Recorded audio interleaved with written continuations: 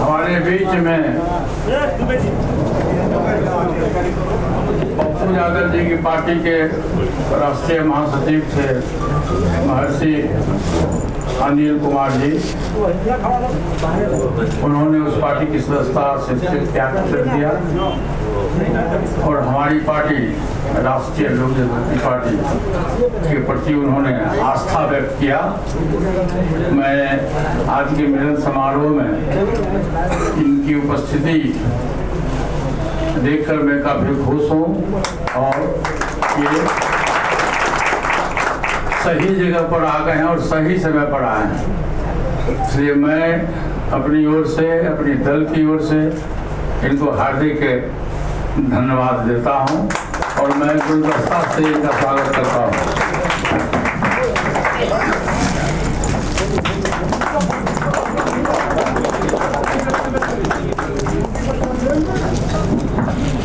और इन्हें पार्टी के महत्वपूर्ण पद पर, राष्ट्रीय महासचिव के पद पर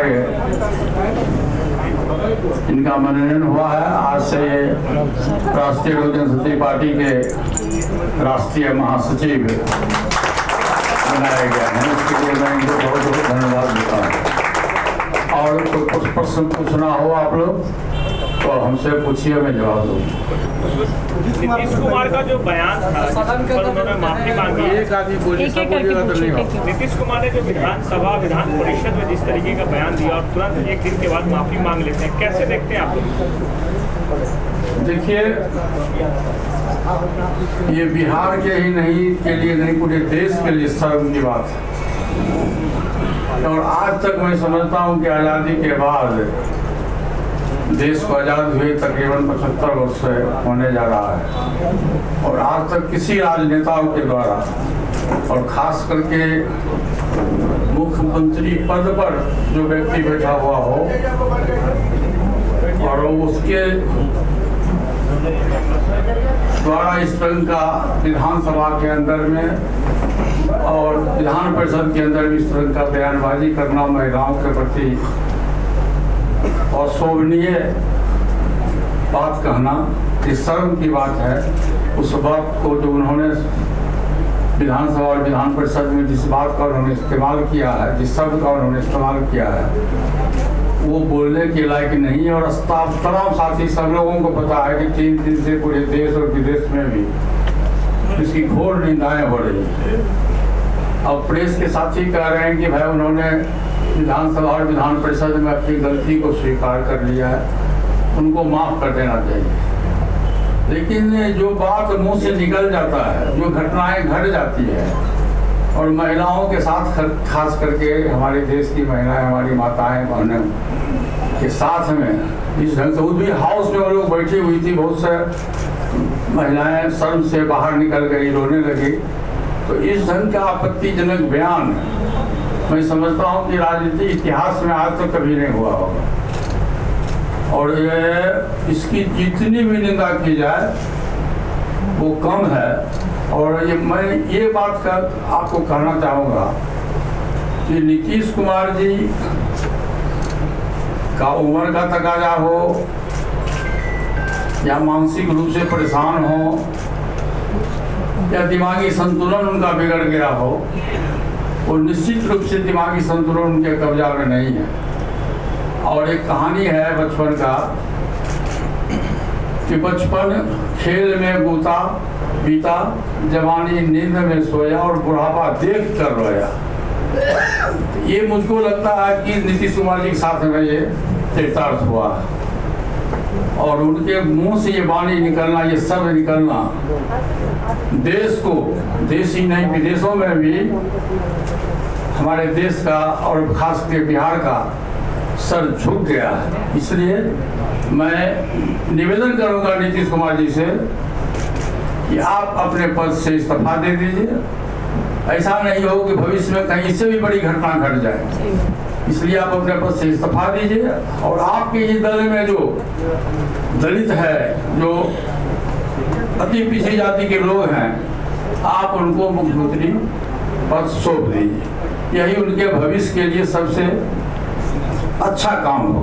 सर, ये आरक्षण के दायरे को बढ़ाया गया है, विधानमंडल में उसको पेश भी किया गया है, पास भी होगा। आपको लगता है कि इससे बहुत फायदा होगा? आरक्षण का जो दायरा बढ़ा है और 65% जो है वो हो गया है।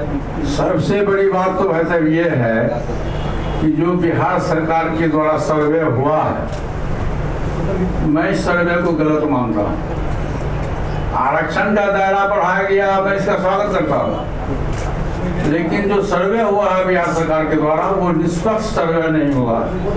और वो बात मैं आपको खुद अपने पर लेता हूँ कि मेरा जहाँ घर है सरवनी पंचायत, उस पंचायत के हम मतदाता हैं, हम वहाँ जन्म लिए हैं और हमारे पंचायत की आबादी 10,000 है।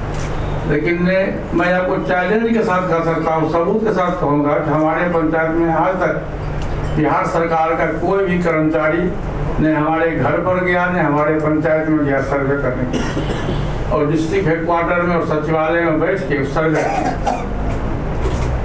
तो सर्वे के आधार पर, जनगणना के आधार पर आपने रिजर्वेशन दिया, मैं इसकी सराहना करता हूँ, मैं स्वागत करता हूँ। लेकिन ये सर्वे जो आपने करवाया है तो जाति के मामले पर जो आपके समर्थक जात के लोग थे उनका सर्वे उनको आपने अधिक दिखलाया है, और जो आपके विरोध के लोग थे आप उनको कम दिखलाया है।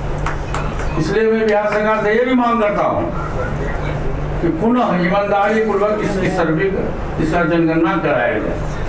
चुनाव को लेकर क्या सर, सीट को लेकर कब तक कुछ फाइनल हो पाएगा? कुछ होगा क्या चुनाव को लेकर? लोकसभा चुनाव को लेकर सीट फाइनल अभी तक नहीं हो पाया? नहीं, ऐसा है कि अभी पूरे देश के लोग 5 स्टेट में विधानसभा का चुनाव है, सब साथियों को मालूम है, और उसी में सभी पार्टी के लोग, चाहे एनडीए के लोग हों या इंडिया गठबंधन के लोग हों, सभी लोग उसमें व्यस्त हैं। उसका रिजल्ट 3 दिसंबर को आने वाला है।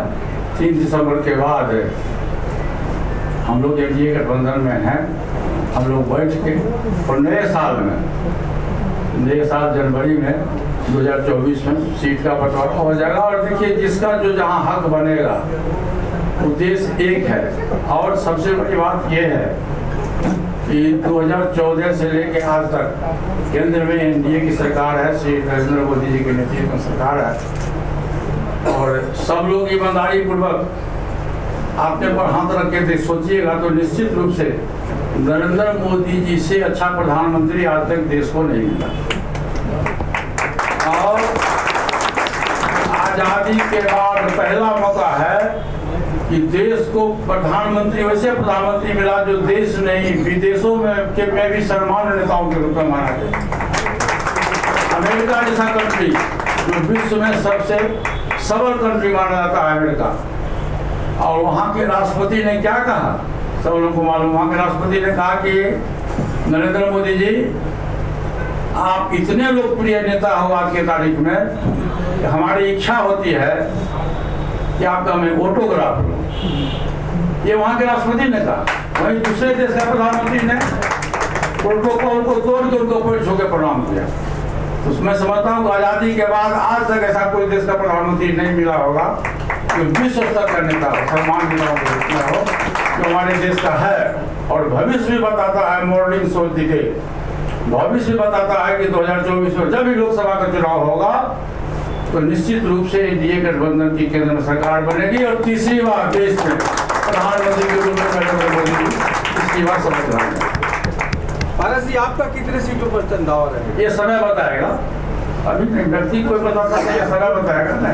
जब हम लोग बैठेंगे, 5 स्टेट का चुनाव हो जाएगा, चुनाव होने के बाद सब लोग फ्री होंगे, चाहे हमारी पार्टी छोटी है, एनडीए भाजपा पार्टी बड़ी है, जो हम लोग पिछले गठबंधन के साथ में हैं, आपस में बैठेंगे और सबका उद्देश्य एक है कि बिहार में 40 सीट है, 40 सीट पर कैसे सफलता मिले।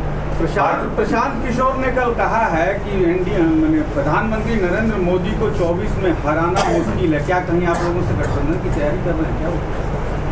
मैं तो खुद कह रहा हूँ कि 2024 में प्रधानमंत्री पद का वैकेंसी, मैं सुनिए, मैं 6 महीना पहले से कह रहा हूँ कि प्रधानमंत्री पद का कोई वैकेंसी नहीं है। तीसरी बार 2/3 बहुमत से परम आदरणीय नरेंद्र मोदी जी देश के प्रधानमंत्री बने। अब प्रशांत किशोर जी का भी रास्ता अलग है, हमारा रास्ता अलग है। जब हमारे साथ आएंगे, दिल में दिल मिलेगा तो अच्छी बात है। स्वागत है प्रशांत किशोर जी, आप मेरे साथ में, तो मैं इनका स्वागत करूँगा। राजनीतिक गलियारों में ये भी चर्चा हो रही है कि नीतीश कुमार ये सब जो बयानबाजी कर रहे हैं वो एनडीए के साथ सटने के लिए। देखिए, मैं बार बार इस बात को दोहराया हूँ कि व्यक्ति बलवान नहीं होता, समय बलवान होता है। समय का इंतजार करिए।